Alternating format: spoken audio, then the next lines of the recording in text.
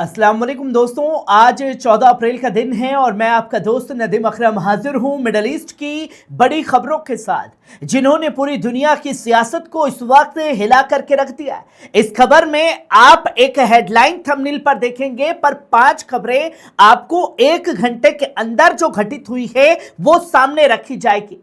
जहां बात होगी अमेरिकी नाकेबंदी के बावजूद चीनी टैंकर हुर्मुज से गुजर गया।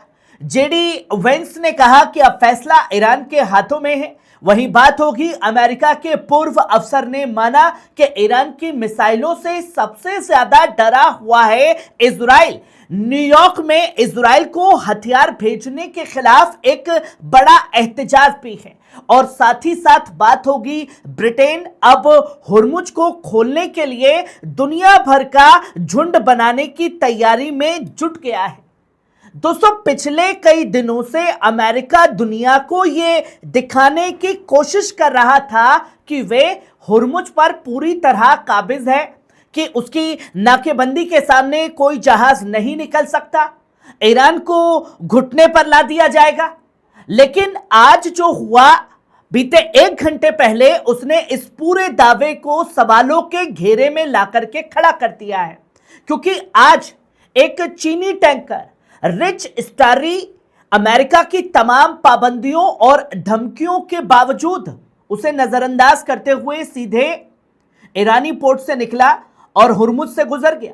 दोस्तों, यह कोई मामूली जहाज नहीं था।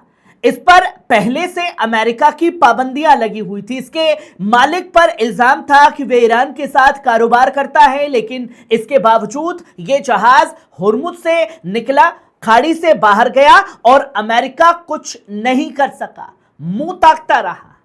यही नहीं, अब एक और टैंकर मुरली किशन भी उसी रास्ते पर बढ़ रहा है।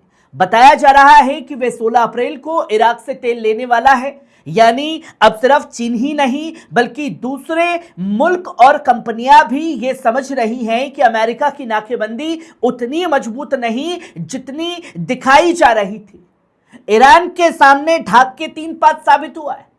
सवाल यह है कि अगर अमेरिका सच में इतना ताकतवर था, अगर हुर्मुज पर उसका पूरा कंट्रोल था, तो फिर वे इस जहाज को रोक क्यों नहीं पाया? क्या अमेरिका चीन से सीधे टकराने से डर रहा है? क्या वे जानता है कि अगर उसने चीनी जहाज को रोका या निशाना बनाया तो मामला सिर्फ ईरान और अमेरिका तक नहीं रहेगा, बल्कि चीन भी खुलकर मैदान में आ जाएगा। और शायद इसी वजह से आज अमेरिका की तरफ से एक नया बयान सामने आया। अमेरिकी उपराष्ट्रपति जेडी वेंस ने कहा है कि अब गेंद ईरान के पाले में है।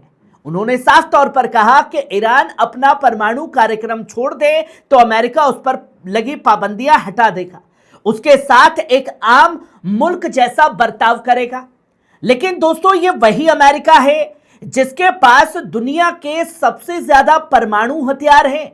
हजारों की तादाद में न्यूक्लियर वॉरहेड रखने वाला अमेरिका ईरान से यह कह रहा है कि तुम अपना प्रोग्राम छोड़ दो।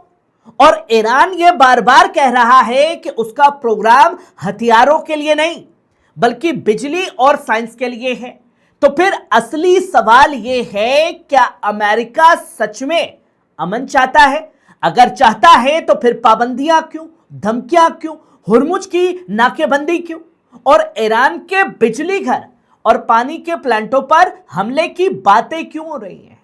दोस्तों, अब खुद अमेरिका के अंदर से ही ऐसी आवाजें आने लगी हैं जो बता रही है कि यह जंग सिर्फ न्यूक्लियर प्रोग्राम की नहीं है।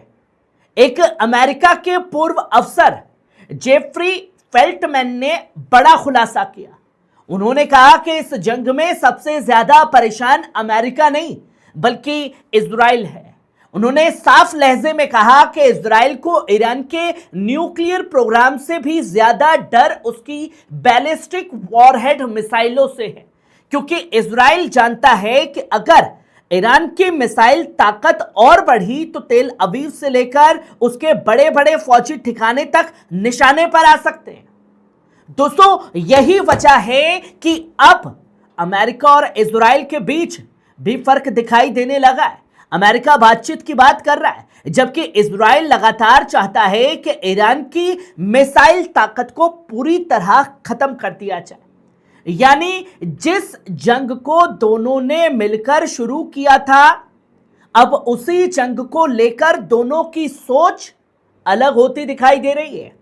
और सिर्फ मिडल ईस्ट में नहीं, अब अमेरिका के अपने शहरों में भी इस जंग के खिलाफ गुस्सा बढ़ रहा है। न्यूयॉर्क में सैकड़ों लोग सड़कों पर उतर आए हैं। उन्होंने इजराइल को हथियार भेजने के खिलाफ एहतजाज किया है। उन्होंने अमेरिकी नेताओं पर यह इल्जाम लगाया है कि वे इस जंग को रोकने के बजाय और ज्यादा भड़काने का लगातार काम कर रहे हैं। लोगों ने सड़क रोक दी है, ट्रैफिक रोक दिया है और नारे लगाए, लोगों पर पैसा खर्च करो, बमों पर और इजराइल पर नहीं। दोस्तों, इस एहतजाज में मशहूर लोग भी शामिल थे। चेल्सी मैनिंग, हारी नेफ और न्यूयॉर्क की काउंसिल मेंबर एलेक्सा एबिलिस तक गिरफ्तार कर ली गई। यानी अब अमेरिका के अंदर भी लोग ये पूछ रहे हैं कि आखिर कब तक उनके टैक्स का पैसा जंग में झोंका जाएगा इजराइल को बचाने के लिए। लेकिन दूसरी तरफ दुनिया के दूसरे मुल्क अब इस बात से डरने लगे हैं, अगर हुर्मुज बंद रहा, अगर जंग लंबी चली तो पूरी दुनिया आर्थिक संकट में चली जाएगी। इसलिए ब्रिटेन के प्रधानमंत्री किर स्टारमर अब एक बड़ा अंतर्राष्ट्रीय गठबंधन बनाने की कोशिश कर रहे हैं, यानी कि झुंड बनाने की कोशिश जो ईरान से हुर्मुज खुलवा सके। अब फ्रांस के राष्ट्रपति इमैनुएल मैक्रों के साथ मिलकर दुनिया के कई मुल्कों की मीटिंग बुला रहे हैं ताकि हुर्मुज को फिर से खोला जा सके। दोस्तों, ये वही हुर्मुज है जहां से दुनिया का लगभग 20% तेल गुजरता है। अगर यह रास्ता बंद होता है तो सिर्फ पेट्रोल और डीजल महंगे नहीं होंगे, खाने पीने की चीजें, दवाइयां, खाद, फैक्ट्रियों का सामान और सब कुछ महंगा हो जाएगा। ब्रिटेन की एक रिसर्च संस्था ने कहा है कि इस जंग की वजह से हर ब्रिटिश घर को लगभग 480 पाउंड का नुकसान हो सकता है। यानी यह जंग अब सिर्फ ईरान, अमेरिका या इजराइल की नहीं रही, इसका असर पूरी दुनिया की जेब पर पड़ने जा रहा है। लेकिन दोस्तों, इन सब के बीच एक चीज बहुत साफ दिखाई दे रही है। अमेरिका जितना दबाव बढ़ा रहा है, उतना ही ईरान झुकने के बजाय और मजबूती से खड़ा दिखाई दे रहा है। चीन खुलकर उसके साथ खड़ा दिखाई दे रहा है। रूस पहले ही अमेरिका की धमकियों का विरोध कर चुका है और अब दुनिया के कई मुल्क ये महसूस करने लगे हैं कि किसी एक ताकत को पूरी दुनिया पर हुक्म चलाने का हक नहीं दिया जा सकता। आज हुर्मुज से गुजरता हुआ एक जहाज सिर्फ तेल टैंकर नहीं रह गया है, वे एक पैगाम लेकर के गया है। पैगाम यह कि पाबंदियां हमेशा कामयाब नहीं होती है, धमकियां हमेशा लोगों को झुका नहीं पाती हैं। और जब दुनिया के बड़े बड़े मुल्क एक साथ खड़े हो जाएं, तो सबसे बड़ी ताकत को भी अपनी हद याद आ जाती है। दोस्तों, आने वाले कुछ घंटे बहुत अहम होंगे। क्या अमेरिका पीछे हटेगा? क्या ईरान कोई नई शर्त रखेगा? क्या चीन और ज्यादा खुलकर सामने आएगा हुर्मुज में? और सबसे बड़ा सवाल, क्या हुर्मुज पर यह टकराव पूरी दुनिया को एक नई जंग की तरफ ले जाएगा, या फिर दुनिया बातचीत का रास्ता आखिरकार चुनने के लिए मजबूर होगी? आप क्या सोचते हैं? अपनी राय कमेंट में जरूर लिखिए। अगर वीडियो पसंद आए तो शेयर कीजिए, चैनल को सब्सक्राइब कीजिए और देखते रहिए पल पल न्यूज, आपकी खबर, आपका भरोसा।